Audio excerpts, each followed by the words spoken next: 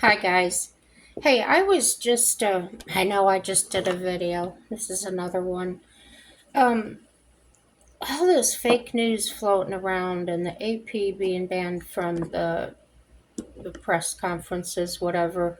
So I decided to look up the FCC. Yeah, that's the communications. I got this on the consumer guide because I wanted to know if there were consequences for reporting fake news. Sorry. Um, this says that, according to the FCC Consumer Guide, um, broadcasting false information, okay? The FCC occasionally receives complaints regarding allegedly false information aired on TV or radio. The FCC reviews all complaints for possible violation of its rules, which are narrow in scope. Broadcasting false information that causes substantial public harm. The FCC prohibits broadcasting false information about a crime or a catastrophe if the broadcaster knows the information is false and will cause substantial public harm if aired. Okay. FCC rules specifically say that public harm must begin immediately and cause direct and actual damage to property or to the health or safety of the general public, or diversion of law enforcement or other public health and safety authorities from their duties.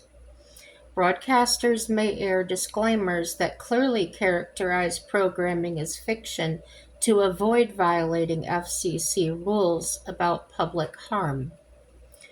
Broadcasting false content during news programming. The FCC is prohibited by law from engaging in censorship or infringing on First Amendment rights of the press.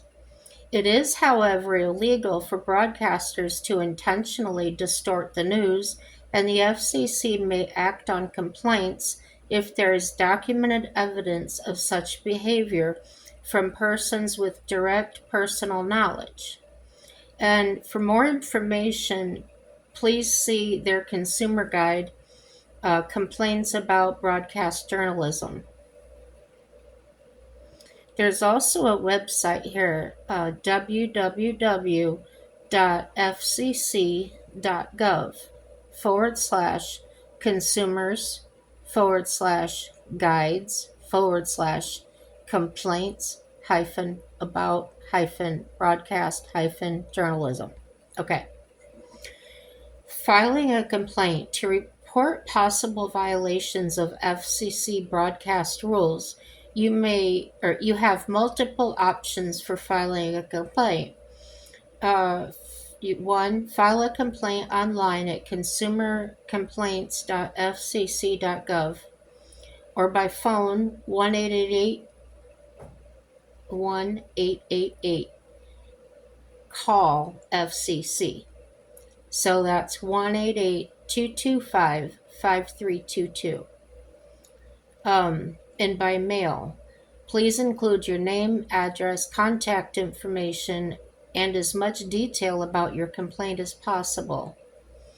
And you would send that to Federal Communications Commission, Consumer and Governmental Affairs Bureau, Consumer Inquiries and Complaints Division, 45 L Street, Northeast, Washington, D.C., 20554.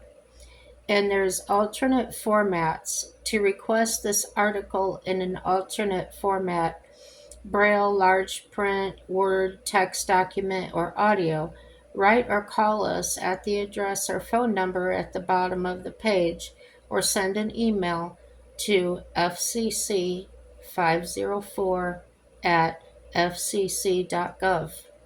So I'm not sure if that would have anything or any bearing on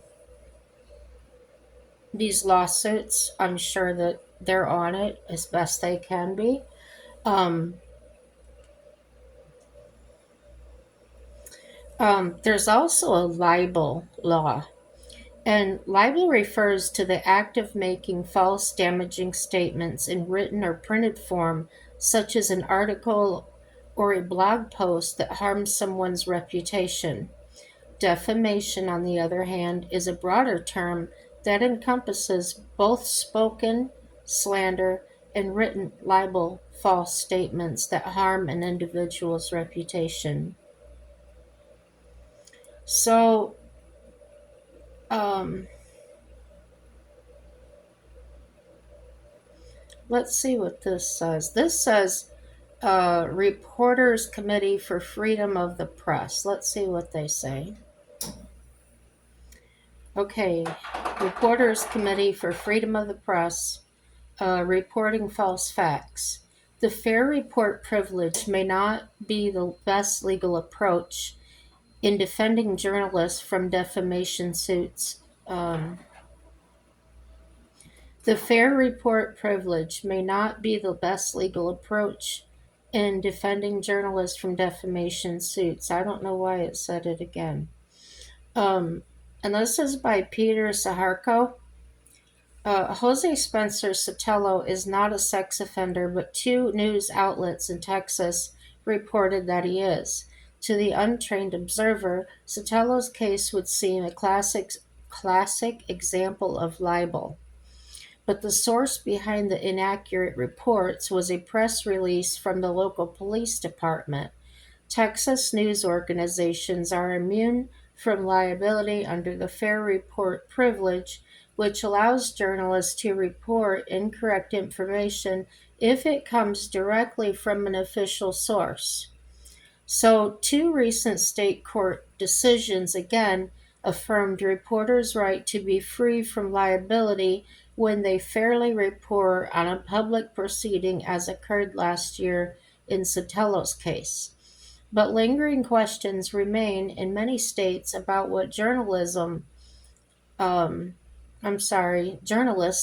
can report when they know or should have known a public official statement is false.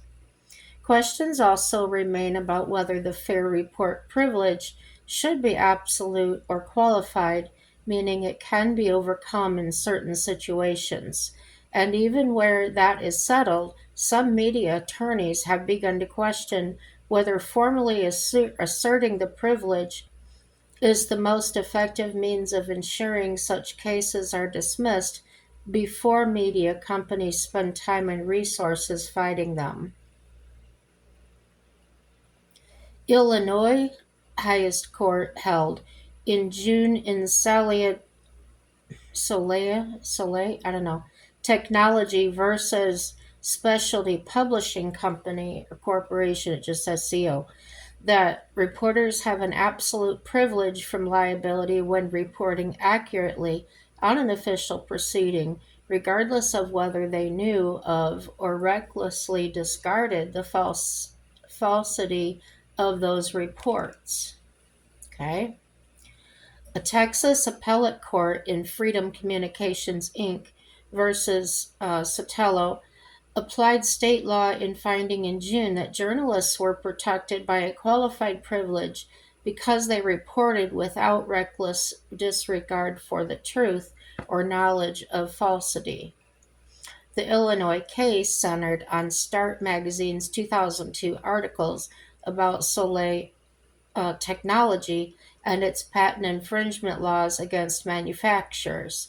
The fair report aspect of the defamation case involved Start's reporting in an antitrust case filed by manufacturer Rockwell Automation against Soleil. I don't know what's going on here. Oh, it's on my. It was on my hair comb. Okay. This is in quotes. Plainly, freedom of the press is illusory if a cloud of defamation liability darkens the media's reports of official proceedings, end quote. wrote Illinois Supreme Court Justice Thomas R. Fitzgerald. So, in the Texas case, two media organizations incorrectly identified a man as a sex offender because they accurately reported what police officials told them. Despite the false information reported by Sotelo, KWES-TV, the Odessa American and its reporter, David J. Lee, were immune from liability because the incorrect information came from an Odessa Police Department news release. The Texas Court of Appeals in Eastland ruled, reversing a lower court decision. So, what I'm understanding here is the information was released in a news release, so they were held harmless, right? Okay. So, what I'm understanding about them being prohibited from a news, this is the AP that's suing the White House people, that they were banned from coming to this particular, what was it called? I think it was Mar-a-Lago. I wrote it down here somewhere. Mar-a-Lago and aboard Air Force One, or aboard, I don't know, as retaliation for refusing to adopt administration's terminology change from Gulf of Mexico to the Gulf of America. So to me, they are purposely they're not reporting accurately.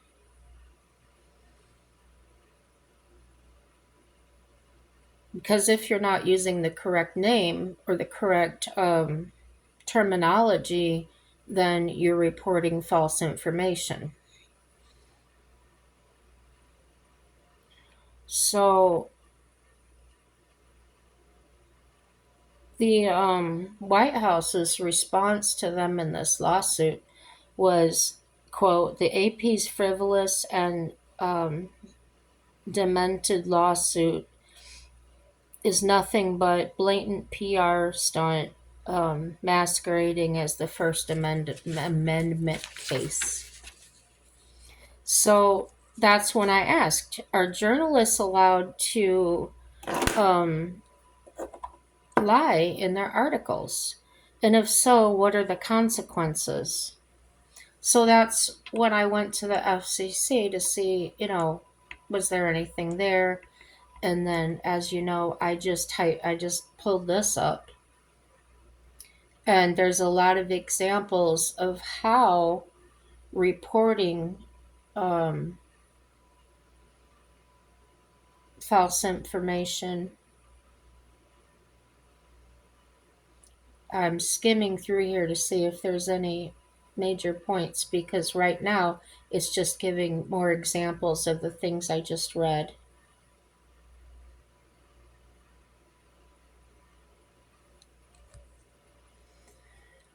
Huh. This heading says depends on the meaning of the word it. Basing truth or falsity on the fact that government spoke rather than on what the government said is the basis of a different approach to defending libel or defamation suits.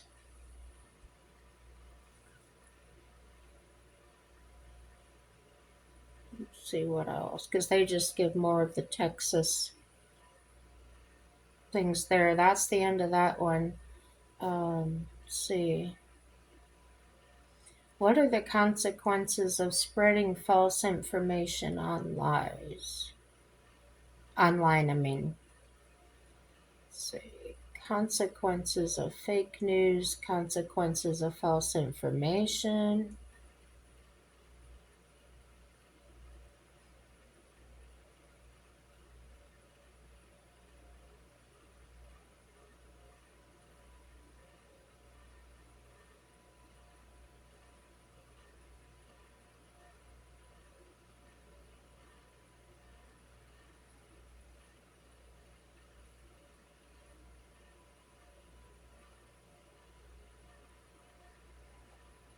This heading says the media, colon, consequences of false reporting.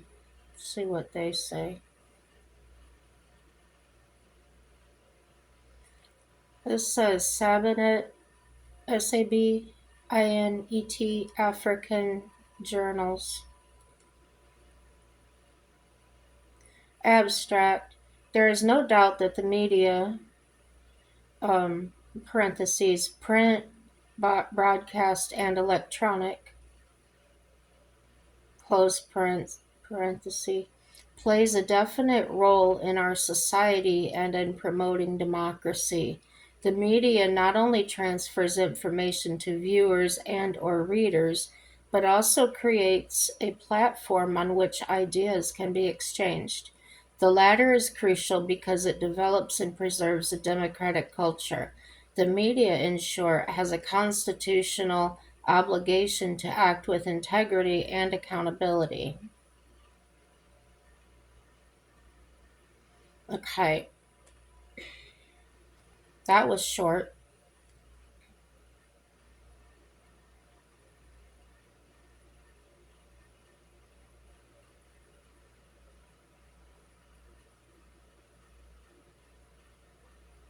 The University of Victoria um, takes on consequences of fake news, LibGuides at University of Victoria libraries. I click on it and see what they say.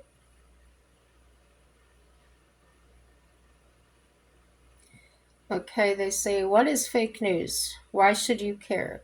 How can you avoid it? Find out all this and more in the UVIC Library's Fake News Guide. So, there's a whole list of topics here.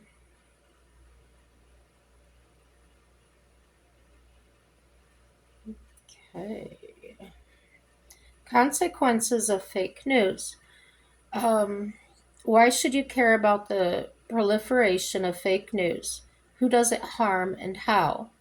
The spread of fake news can have both personal and academic consequences. In a perfect world, everything reported would be based only on facts, and you would be able to trust that the media you consume is reliable. But unfortunately, that's not the case.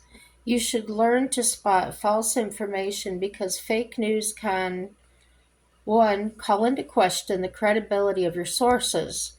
And this says, as a student, because this is a university, you are expected to find, evaluate, and reference trustworthy information sources in a variety of formats.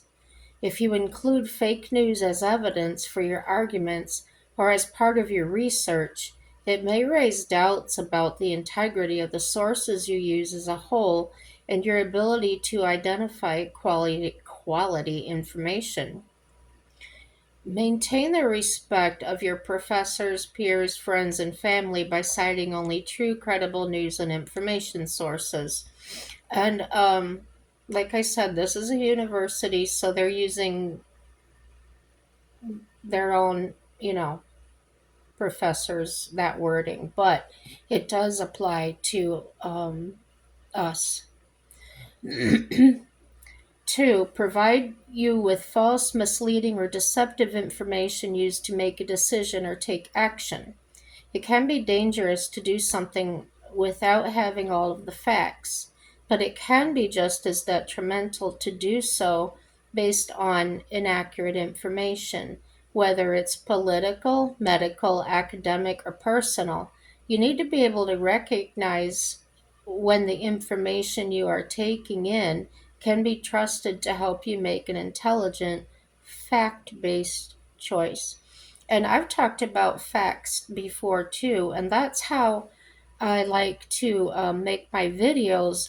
I don't necessarily want to put a topic out there and just repeat what other people are saying, okay? I listen to what they say and then I go look for facts, evidence of what they're saying, to find out for myself whether that's accurate or not, because then I can make my decisions from the evidence and from the facts. Okay? Confirm your biases. It's even more difficult to question information that affirms what you believe or lends itself as proof to an argument you're making. So that's why they're calling it fake news, I believe. Is because they're biased. They're reporting how they think or whatever to try and convince you or me to go along with what they are saying. So if you said to them, I like the color red, and they reported, well, she said that she likes the color red in purple, that would be false. And that's what I believe the AP and these other medias are doing, these journalists are doing, because they're trying to get out there their agendas and things like that. And that's not right. Lead to lack of belief or trust in scientific findings. As more and more individuals fall for information online that directly opposes scientific research, researchers are increasingly put in the position of having to defend the validity of their findings. When information dissemination was limited to print, television, and radio, there was less opportunity for individuals to publicly comment on, criticize, or refute knowledge presented by experts.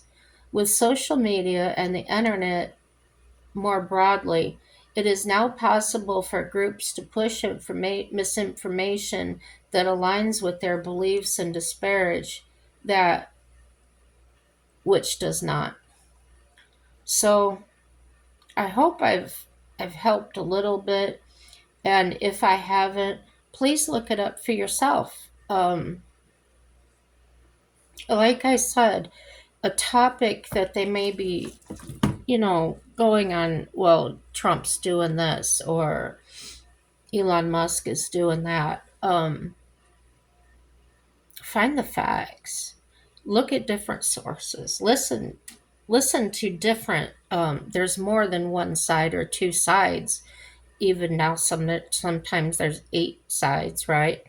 But if you listen to all of them and then you just think about it, the truth is in there, and more than likely you'll find it. But try to have that open mind. Don't have an idea in your head and then be thinking, oh, well, I'll just listen to this one or listen to that one because they agree with what I'm saying.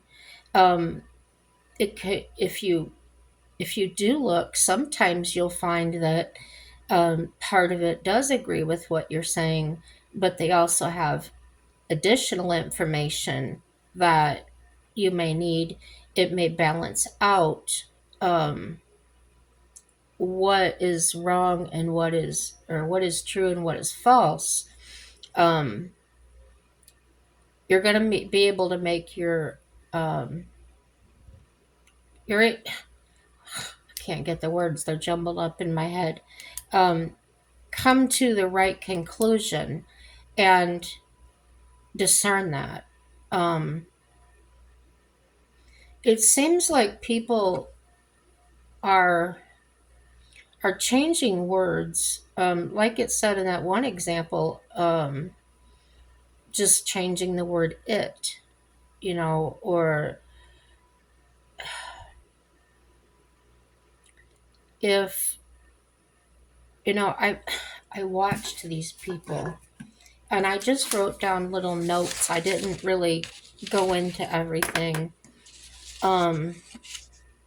These are just topics that I'm going to look up. Trump's Gold Card Initiative. Is it better than the EB-5 program, which issued green cards to immigrants? Okay. Another one, what are facts that Democrats are trying to report?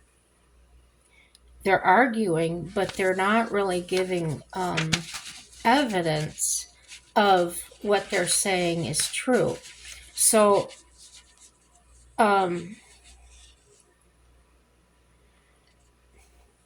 somebody was on there talking about um, we're going to suffer because they're cutting federal employees that are researching the bird flu. My answer is we've been through the bird flu before. We've been through what was it, the mad cow disease or whatever, rabies, all these different things. We already know this information. Why are we paying people to do this? Or why don't we shrink it down? Do we really need that many people researching it? Another thing that I was see, I start listening to things, but I don't want to be jaded by them, so I'll quickly switch to something else. But I only listen for the facts. I don't necessarily listen to the opinions or the rebuttals of the person they're interviewing. Um, I listen, I hear everything, but I don't take in everything. Um,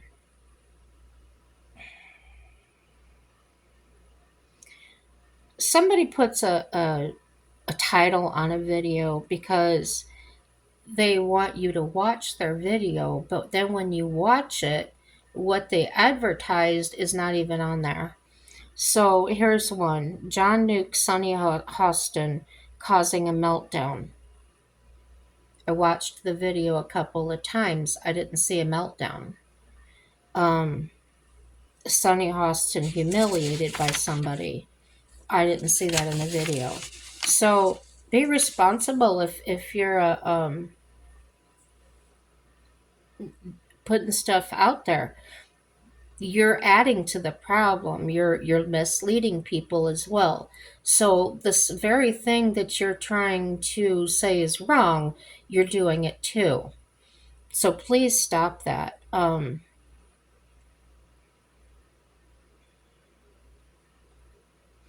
Charlie Kirk snaps after black students openly support anti-white racism. I watched that video, and that didn't happen at all. Now, Carolyn Levitt responds to lawsuit just filed against her by Associated Press, and she was on the CPAC. That was the actual title of the video, and when I watched the video, that's exactly what it was. Those are the videos I would rather watch, okay? Now, when they're talking about, gosh, oh, what was her name?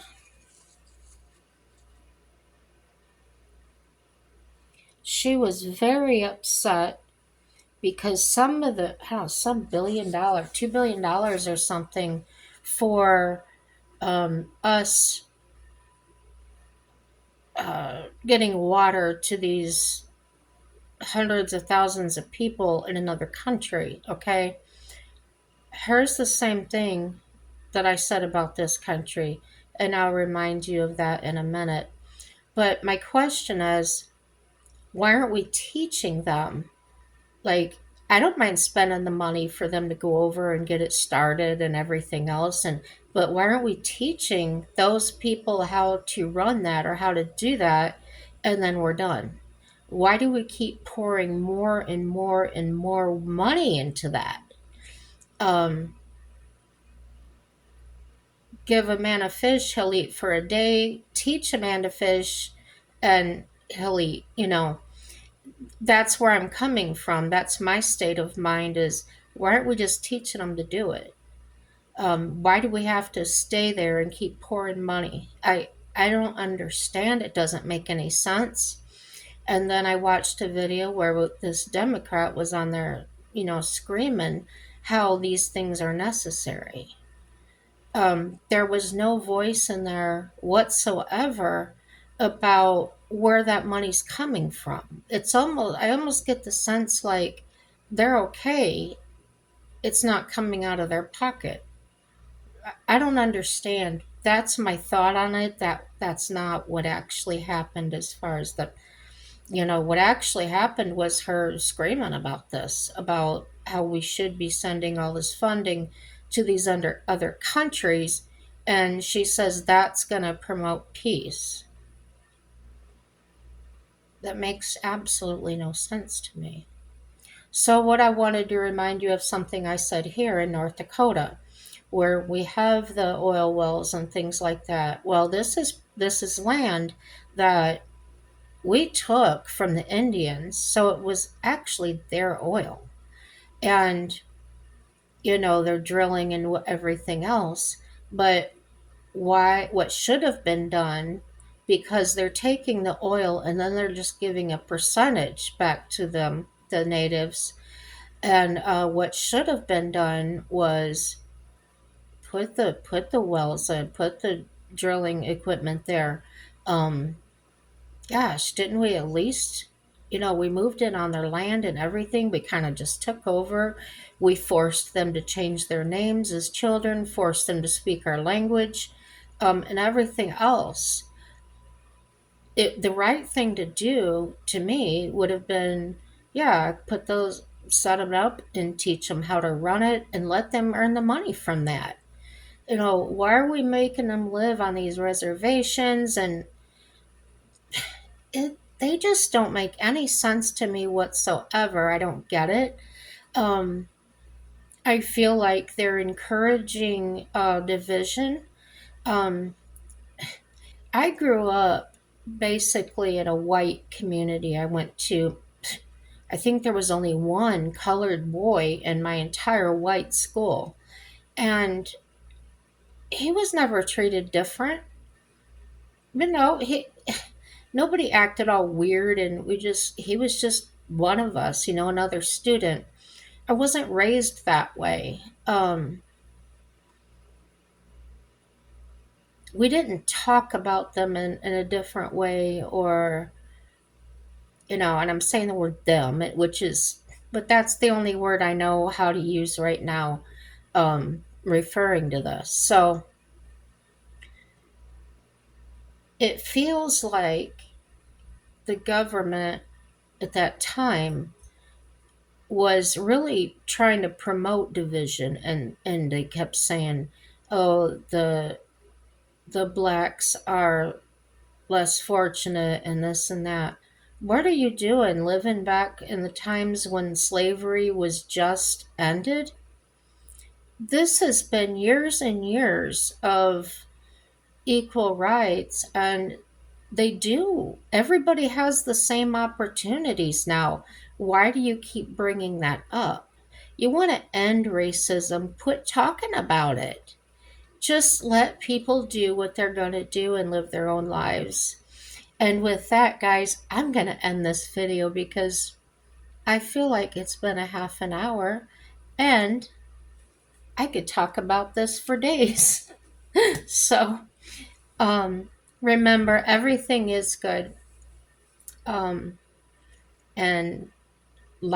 dislike, please comment. I love feedback.